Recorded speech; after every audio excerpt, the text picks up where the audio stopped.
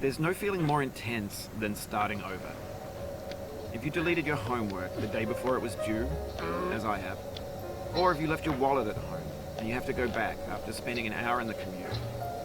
If you won some money at the casino and then put all your winnings on red but it came up black.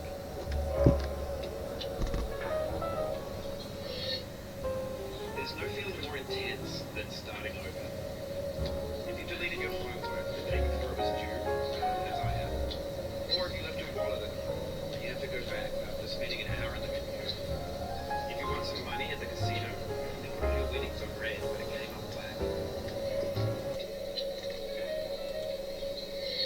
came up black. There's no feeling more intense than starting over. If you deleted your homework.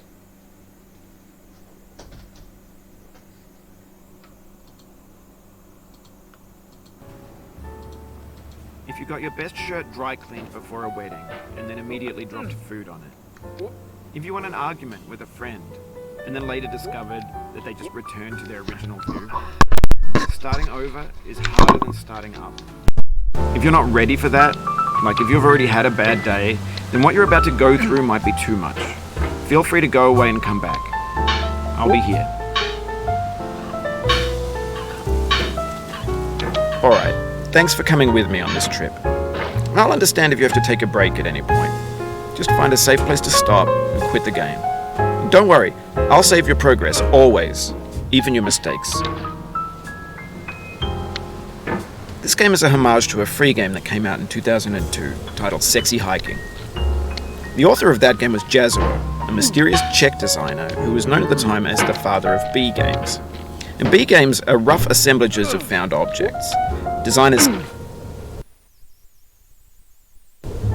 slap them together very quickly and freely, and they're often too rough and unfriendly to gain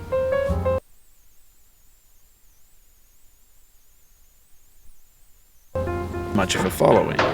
They're built more for the joy of building them than as polished products. In a certain way, Sexy Hiking is the perfect embodiment of a B game.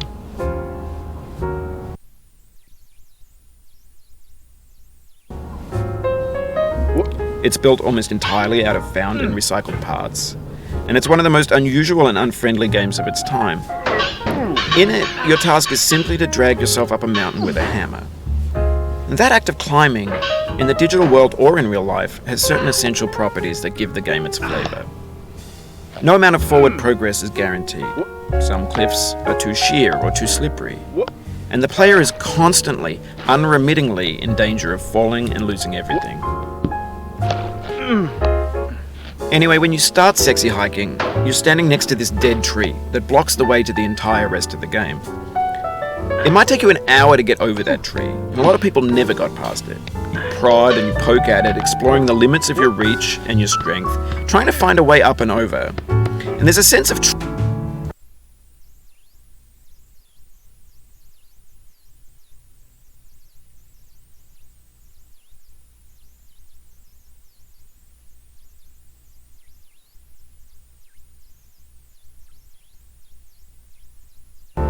truth in that lack of compromise. Most obstacles in video game worlds are fake. You can be completely confident in your ability to get through them once you have the correct method or the correct equipment or just by spending enough time. In that sense, every pixelated obstacle in Sexy Hiking is real. The obstacles in Sexy Hiking are unyielding, and that makes the game uniquely frustrating. But I'm not sure Jazzuo intended to make a frustrating game. The frustration is just essential to the act of climbing, and it's authentic to the process of building a game about climbing. A funny thing happened to me as I was building this mountain. I'd have an idea for a new obstacle, and I'd build it, test it, and it would usually turn out to be unreasonably hard.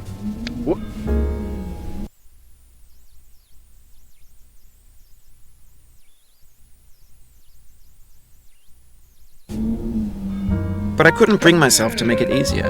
It already felt like my inability to get past the new obstacle was my fault as a player rather than as a builder. Imaginary mountains build themselves from our efforts to climb them, and it's our repeated attempts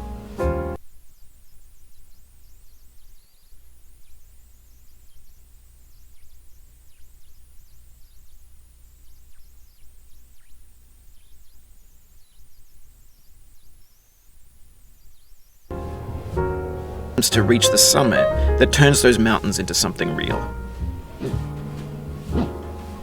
When you're building a video game world, you're building with ideas.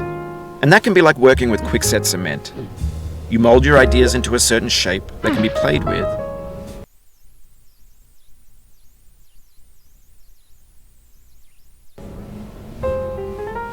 And in the process of playing with them, they begin to harden and set until they're immutable, like rock. And at that point, you can't change the world, not without breaking it into pieces and starting fresh with new ideas.